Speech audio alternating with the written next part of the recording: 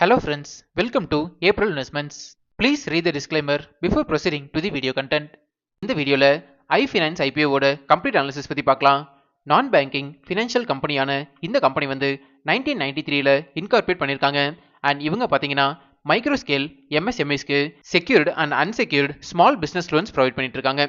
இவங்களோட கஸ்டமர்ஸ்னு பார்க்கும்போது manufacturing, trading, service and agricultural செக்டர்ஸ்ல இருந்து வரதா சொல்லியிருக்காங்க. இந்த கம்பெனியோட ப்ராடக்ட் ஆஃபரிங்ஸ்னு பார்க்கும்போது secured loans, unsecured loans, mortgage loans and சாரல் ப்ராப்பர்ட்டி லோன்ஸ்னு சொல்லியிருக்காங்க. ரீசெண்ட் டைம்ஸ்ல இந்த கம்பெனியோட ஃபினான்ஷியல் லோன் டிஸ்பர்ஸ்மெண்ட் அமௌண்ட் வந்து நல்லாவே டெவலப் ஆகிட்டு இருக்கு. இது வந்து இந்த கம்பெனிக்கு பாசிட்டிவான அப்டேட்டா நான் பார்க்குறேன். இந்தியாவில் இந்த கம்பெனி ரொம்பவே ஸ்ட்ராங்காக க்ரோ ஆகிட்டு இருக்கு. கரண்டா 18 ஸ்டேட்ஸ் அண்ட் 3 யூனியன் டெரிட்டரிஸ்ல இவங்களோட சர்வீசஸை ப்ரொவைட் பண்ணிட்டு இருக்காங்க.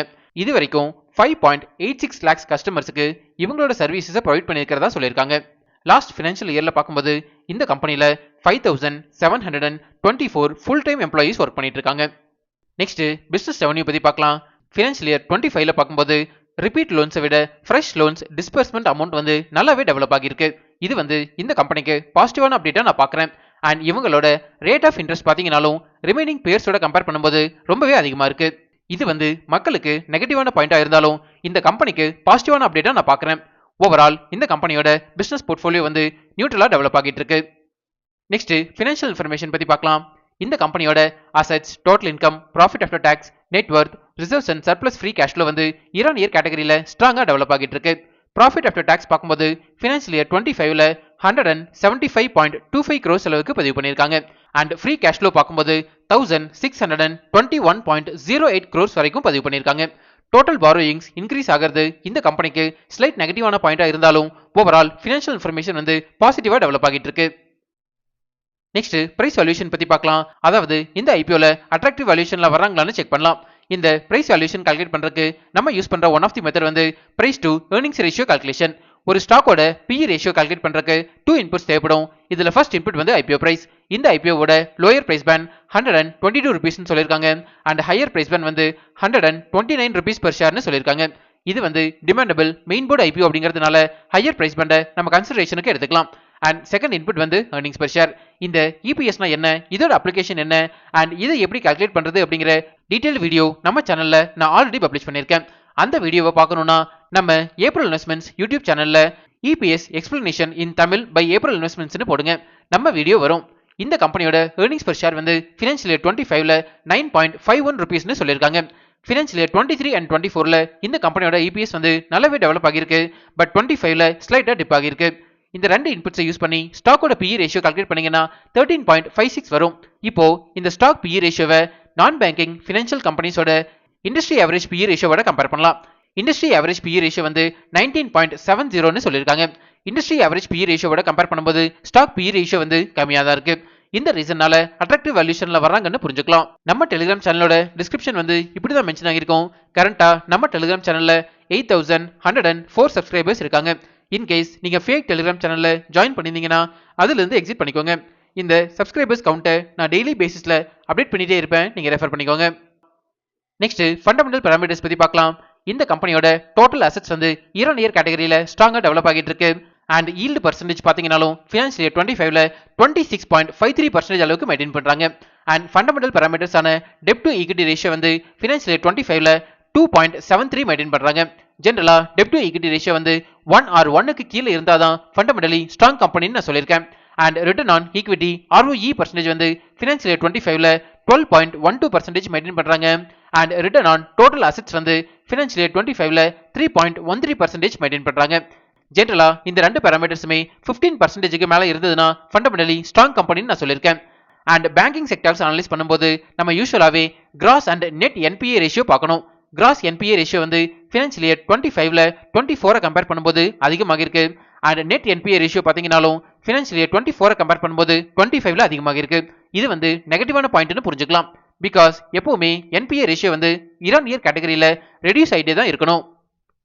நெக்ஸ்ட் டிவிடெண்ட் டீல்ஸ் பத்தி பார்க்கலாம்.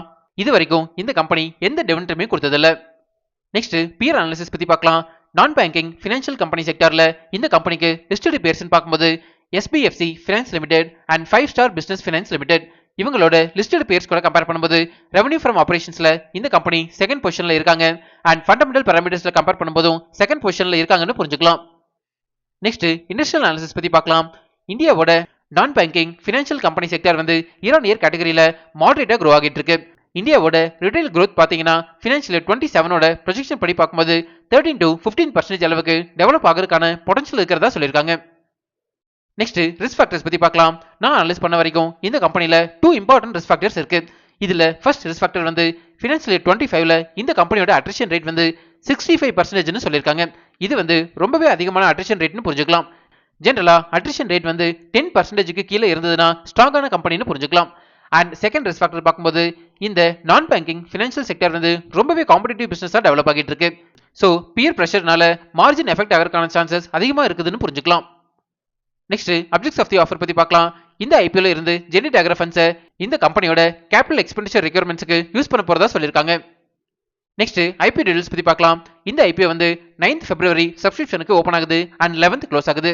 ஃபேஸ் வேல்யூ வந்து ₹2 per share சொல்லியிருக்காங்க அண்ட் ஒரு லாட்டுக்கு 116 ஷேர்ஸ் வரைக்கும் நீங்க அப்ளை பண்ணலாம். இந்த ஐபிஓட டோட்டல் இஷ்யூ சைஸ் வந்து 1010 crores அண்ட் இதுல 710 crores வரைக்கும் ஃப்ரெஷ் இஷ்யூ இருக்கிறதா சொல்லியிருக்காங்க. நெக்ஸ்ட் இம்பார்ட்டன்ட் டைம்லைன் பத்தி பார்க்கலாம். இந்த ஐபிஓட அலாட்மெண்ட் வந்து 12th February நமக்கு தெரிஞ்சிடும். நம்ம April investments Telegram and Instagram சேனல்ல நான் லிங்க் அப்டேட் பண்றேன், நீங்க ரெஃபர் பண்ணிக்கோங்க. இந்த ஐபிஓட லிஸ்டிங் டேட் வந்து February 16. நெக்ஸ்ட் ப்ரொமோட்டர் ஹோல்டிங் பத்தி பார்க்கலாம். Pre issue and post issue share holding வந்து ரொம்பவே கம்மியா தான் இருக்கு. ப்ரீ இஷ்யூ ஷேர் ஹோல்டிங் பாத்தீங்கன்னா எலிவேஷன் கேபிட்டல் அப்படிங்கிற ஒரு கம்பெனி மட்டும்தான் மோர் தென் 15% அளவுக்கு ஷேர்ஸை ஹோல்டு பண்றாங்க. ரிமைனிங் ப்ரொமோட்டர்ஸ் எல்லாமே லெஸ் தென் 15% தான் ஹோல்டு பண்றாங்க. இது வந்து நெகட்டிவான அப்டேட்டா நான் பார்க்குறேன். ஃபைனலா ஐ ஃபினான்ஸ் ஐபிஓக்கு ஏப்ரல் இன்வெஸ்ட்மெண்ட்ஸோட ரிப்போர்ட் கார்டு பத்தி பார்க்கலாம். கம்பெனி போர்ட்ஃபோலியோக்கு நியூட்ரல் ரேட்டிங் கொடுத்திருக்கேன். Financial results positive, fundamentals neutral, price valuation positive, peer comparison and issue type வந்து நியூட்ரல் ரேட்டிங் கொடுத்திருக்கேன். Business risk factors and promoter ஹோல்டிங்க்கு நெகட்டிவ் ரேட்டிங் கொடுத்திருக்கேன்.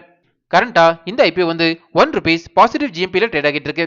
அதாவது அரௌண்ட் 0.78% அளவுக்கு லிஸ்டிங் கெயின் கொடுக்கறதுக்கான சான்சஸ் அதிகமாகவே இருக்கு. பட் இந்த ஜிஎம்பி வேல்யூ வந்து நிப்டி 50யோட ஃபிளக்சுவேஷன்ஸ்க்கு ஏற்ற மாதிரி மாடிஃபை ஆகும்னு புரிஞ்சுக்கலாம்.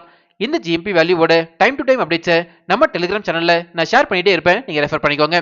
ஃபைனலா நான் வந்து இந்த ஐபிஓல என்னோட ஃபேமிலி மெம்பர்ஸோட எந்த அக்கௌண்ட்ல இருந்துமே நான் அப்ளை பண்ணல.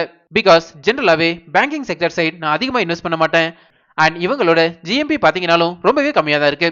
இந்த ரீசன்னால இந்த கம்பெனியை நான் அவாய்ட் பண்றேன். நீங்க இந்த ஐபிஓல அப்ளை பண்ண போறீங்களா இல்லையா அப்படிங்கறத நம்ம கமெண்ட்ஸ்ல சொல்லுங்க. இப்போ நம்ம சேனல் வந்து இன்ஸ்டாகிராம்லயும் ஆக்டிவா இருக்கும். ஸ்க்ரீன்ல தெரியற இந்த லிங்கை ஸ்கேன் பண்ணி இன்ஸ்டா சேனல்ல ஃபாலோ பண்ணிக்கோங்க. இன்ஸ்டாகிராம்ல உங்களோட டவுட்ஸ் அண்ட் பர்சனல் மெசேஜஸை எனக்கு டைரக்டாவே சென்ட் பண்ணுங்க. நம்ம இன்ஸ்டால டிஸ்கஸ் பண்ணலாம்.